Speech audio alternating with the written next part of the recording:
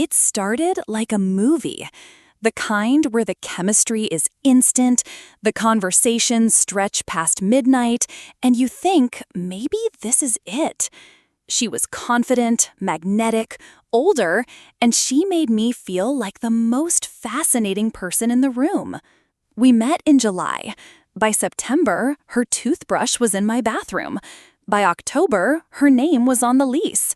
By November, I was wondering how I ended up living with a stranger who controlled everything from what I wore to how often I called my mom. This story isn't about heartbreak.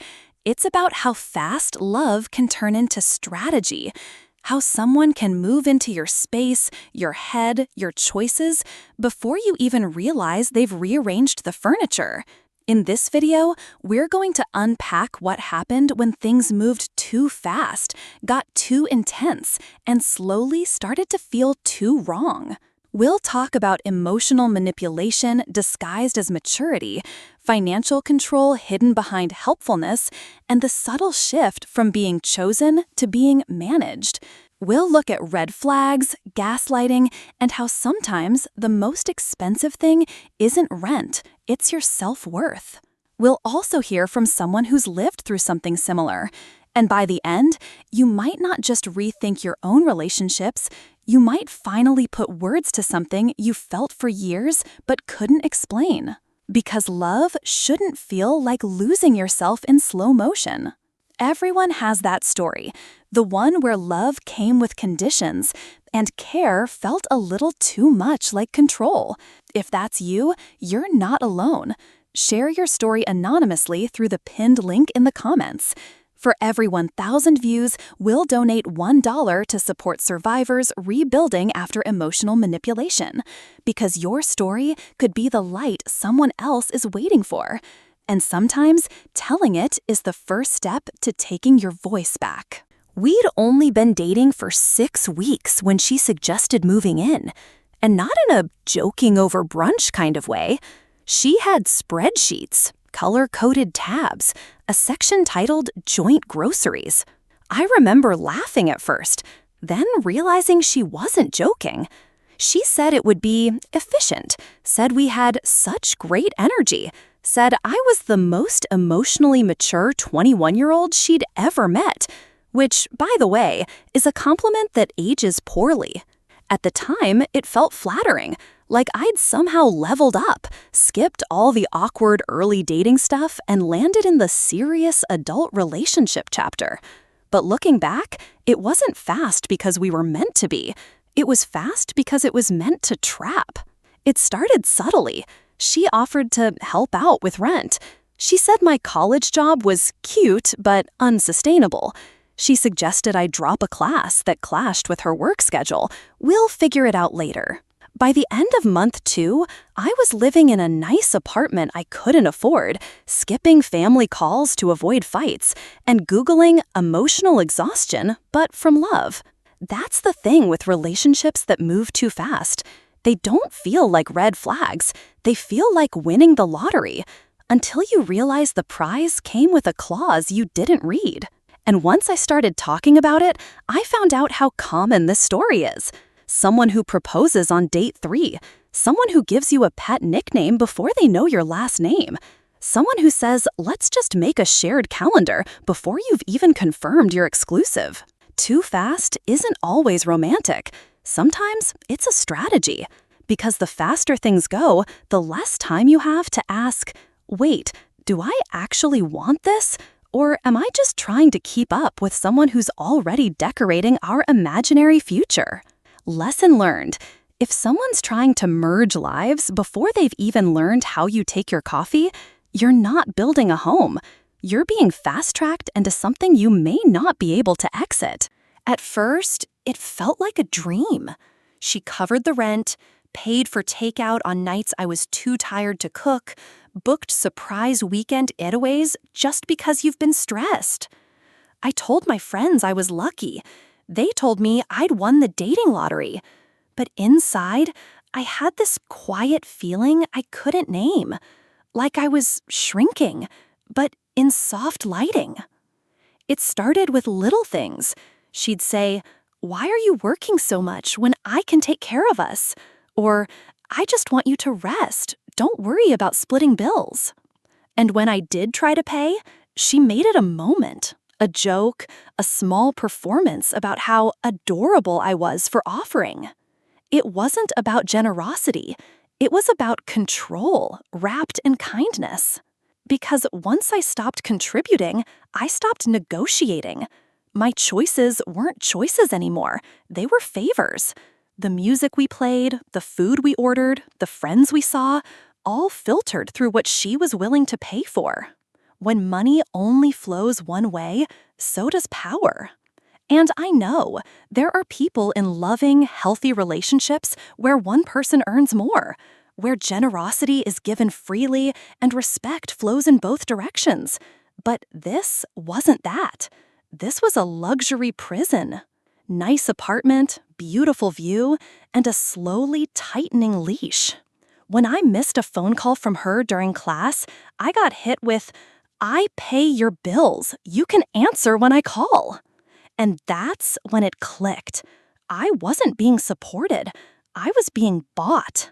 The thing about financial dependence is it doesn't just take away your wallet. It chips away at your voice. Because the more someone gives you, the harder it feels to say no. Until one day, you're not sure if you're making decisions or just saying yes to keep the peace. And when love starts to feel like owing someone, you're not in a relationship anymore. You're in a transaction you never agreed to. It didn't happen all at once. That's the thing with toxic dynamics. They rarely knock. They slide in like background music until one day you realize you've been dancing to a song you don't even like.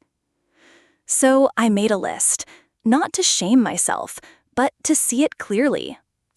And just for fun, because sometimes you have to laugh before you cry, let's play a little game I like to call Red Flag Bingo.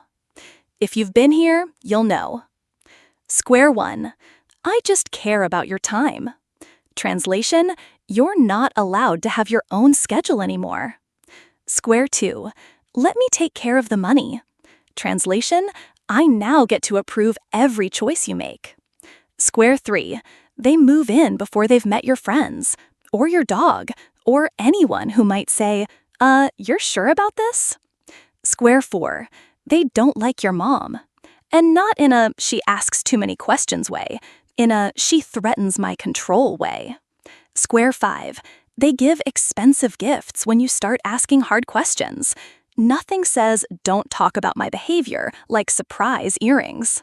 Square 6. They say, you're lucky to have someone like me. That's not confidence, that's marketing, and you're not a brand. Square 7. You start hiding how you really feel, just to keep the peace. Square 8. They monitor your social media for safety, but you haven't felt safe around them in weeks. Square 9. I just want what's best for you. But somehow, what's best always means what they want. Square 10. You start Googling things like, is it toxic if they love me but also control everything? Bingo! Looking back, I didn't miss the signs. I saw them. I just called them something else: maturity, protectiveness, romance. But love doesn't require you to shrink. It doesn't come with a checklist of things you have to give up to keep it. If you ever feel like your freedom has an expiration date, that's not love. That's branding. And you deserve better. It was supposed to be a date night. Just us. A quiet dinner, maybe a cocktail or two, and finally, a real conversation about where things were headed. Because by that point, I was starting to feel it. The imbalance, the tension, the way I had to rehearse every sentence in my head before I said it out loud. I told her I needed to talk.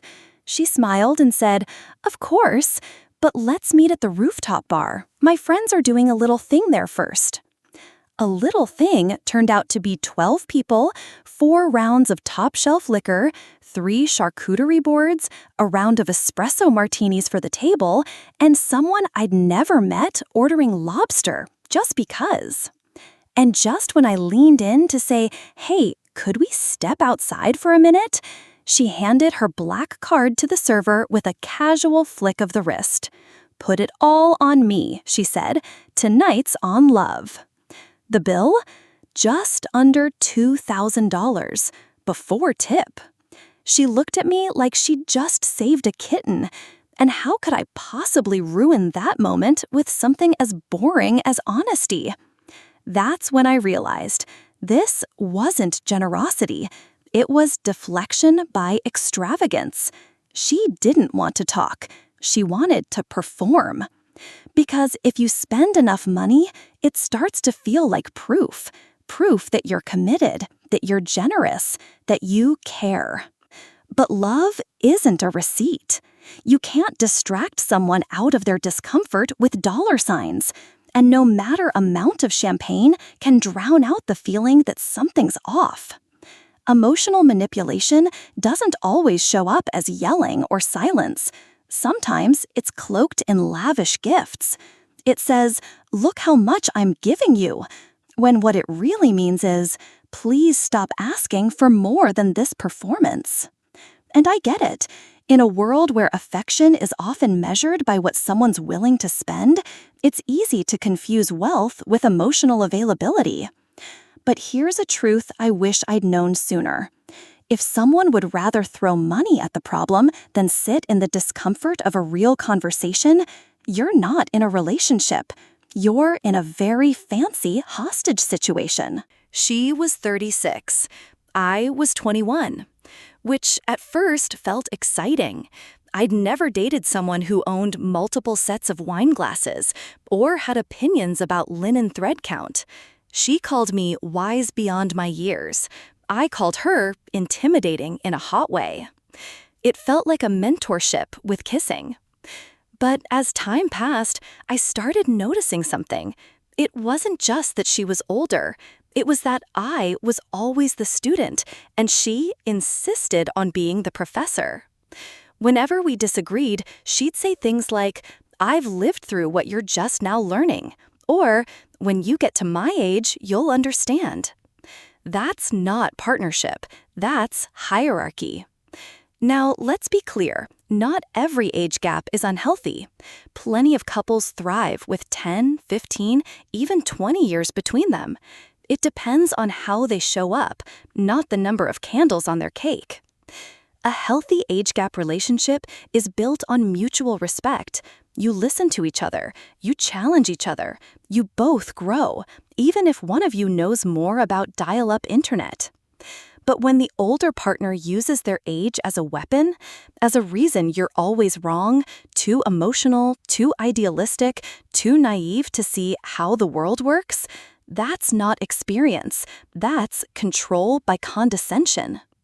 In my case, it wasn't just about age. It was about access to life, money, freedom, confidence. She knew more than me, had more than me, and reminded me of it every time I tried to draw a boundary. One night, I said I felt overwhelmed. She responded, "You're young. Everything feels like a big deal when you're 21. And I remember thinking, so my feelings don't count yet? Here's the thing. You can be 21 and emotionally intelligent. You can be 36 and emotionally manipulative. Age is just a number. Power imbalance is a pattern. The real question isn't, is the age gap okay? It's, do both people have equal say, equal voice, and equal agency? And if the answer is no, you're not in a relationship. You're in a dynamic someone designed to make themselves untouchable. I still remember how she said it. Not in anger, not in sarcasm, but with a cool, polished calmness, like a teacher grading your emotions. "You're 21, not 12. It was because I cried, because I brought up how left out I felt when she made plans again without telling me, because I asked if we could talk things through instead of pretending everything was perfect. And with one sentence, she took all my feelings and made them small, immature, invalid. That's gaslighting. Gaslighting isn't just lying. It's the art of making someone question their reality. It sounds like you're overreacting. You're imagining things. You always make things about you. And yes, you're 21, not 12. The goal isn't to win the argument. It's to wear you down until you stop arguing altogether. At first, I defended myself. Then I explained myself. Eventually, I doubted myself. Was I really too sensitive? Was I being childish for wanting a say in our relationship? Maybe I was lucky just to be loved by someone so accomplished? That's the power of gaslighting. It doesn't silence you with volume. It silences you with shame. Let's be clear. You can be young and still have valid emotions. You can ask for honesty without being dramatic. You can cry and still be taken seriously. A healthy partner doesn't try to win the moment. They try to understand the moment. So if someone constantly makes you feel like your pain is too much, or your voice is too loud, or your needs are too needy, that's not you being difficult. That's them being unwilling. Here's the trick. You start believing the smallest version of yourself is the only one who's lovable. And that's how they keep you, compliant, quiet, grateful, and confused. But love shouldn't make you doubt what you know you feel. It should help you trust it more. Let me tell you about Kim. Not me, our guest. She's a real person, real story, and real good at laughing at her past, now that it's primed her. She was 23. He was 34, charming, successful, and had a kitchen island, which, if you've ever lived in a studio with a hot plate, is basically royalty. They met at a mutual friend's wine night. He talked about how he loved dating younger women because they hadn't been jaded yet. Kim thought it was a compliment. Later, she realized it was just code for easier to control. At first, it was great. Weekend getaways, gifts with handwritten notes. He even bought her a coat because yours looks like it's been through several breakups. But soon, her life stopped being hers. He didn't like her job, so he offered to cover her rent until she figured things out. He didn't like her friends, so he took her out more, so you don't waste time with people who don't get you. He didn't like her posting photos without his approval. You don't want people thinking you're available, do you? Kim says it was like slowly waking up in someone else's house, with all the furniture around his comfort. One day, she texted him to say she was going to lunch with a college friend who was visiting town. He replied, "Don't I give you enough?" That was it. Not loud, not cruel, just controlling, cloaked in affection. Kim ended it a week later. She moved out with 2 suitcases and the coat. She kept the coat because, as she said, it was warm, but I paid for it with my independence. Her story isn't rare, and that's the point.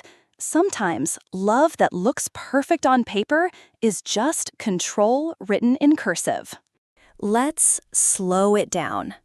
No drama, no music swelling in the background, just you and this moment. You don't need to answer out loud. Just feel your body when you hear each question. Do you feel like you have to earn their affection? Do you apologize often, even when you're not sure what you did? Do you edit your texts before sending them, not for clarity, but for fear of how they'll react? Do you feel guilty for wanting space, quiet, or friends that aren't them? Have you stopped saying certain things just to keep the peace? Does your confidence shrink around them? Do they say things like, "I'm just trying to help," when it feels like they're actually trying to control? And this one's the hardest. When you imagine leaving, not even doing it, just imagining it, do you feel fear or relief? Because here's the truth most of us weren't taught. Love shouldn't cost you your intuition. You shouldn't need permission to breathe. And if being with someone makes you feel smaller, dimmer, or like you're always on edge, that's not love. That's conditioning. We're not here to tell you what to do. We're just holding up a mirror. Because the hardest thing about control is how quiet it is. It doesn't always scream. Sometimes it whispers in gifts, in logic, in "I'm just older and looking out for you." But you deserve love that doesn't require you to vanish. It didn't fall apart all at once. It was small things. The way I stopped wearing certain outfits because she didn't like the attention.